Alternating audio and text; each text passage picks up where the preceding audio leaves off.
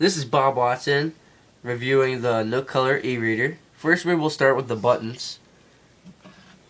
On the side there is the volume buttons. They are not very good because they're very touchy, and they really aren't very good because if you touch it, it could send it all the way down or all the way up, so I do not like that.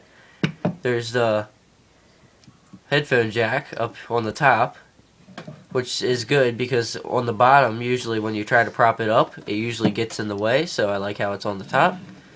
On the other side, there is the flush power and lock button, but even though it is flush, you can still feel it, so it is good. And then on the bottom, we have the micro USB charging and extra USB port.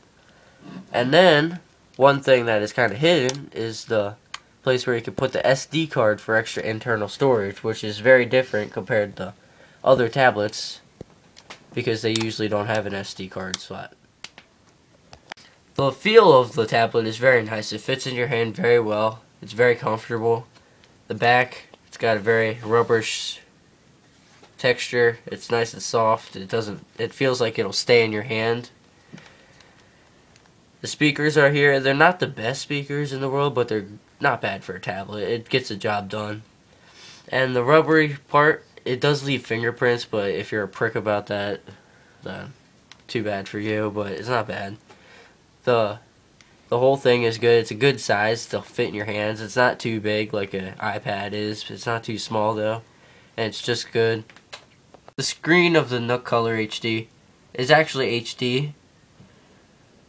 It's pretty good for reading books, which is the Nook. The Nook is the best at, and that's the main point of it. The crisp texture and all that. You can see that everything is nice and crisp. The background's nice and it's nice on your eyes. Now, even though it is meant to be an e-reader, you can put apps on it. As one disadvantage I don't like about this, that it's very hard to slide without moving one of your apps with you. See, look at that. I have very hard times with this tablet. But it's not bad though. Other than that, it's not bad. You can put apps on. And even though Nook does not have many apps, they are growing, and they're catching up with Amazon and all those other people. You push the thing and it gives you the options bar. You got web. You can open the web browser. You can open all your apps. You can go to the shop. You can search your tablet. You can go to settings. Like you can search all your apps. Music player, let's say. And it'll take you to your music player, but we're not going there. And then you go home, and it's got all your stuff. There's the main apps, and then it's got the bottom, which have the books and other apps. And you can get the major apps still. Now, as you can see, the Nook Color e-reader is meant to be an e-reader, but yet if you want a tablet with apps and a low price, it is a good tablet.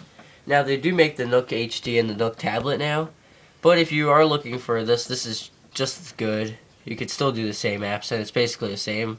It is missing a camera, but most Nooks don't have a camera anyway, so it doesn't matter. And if I would recommend it, I'd recommend it for people that are looking for a good tablet that is well built and can do apps, but is also good for e-reading.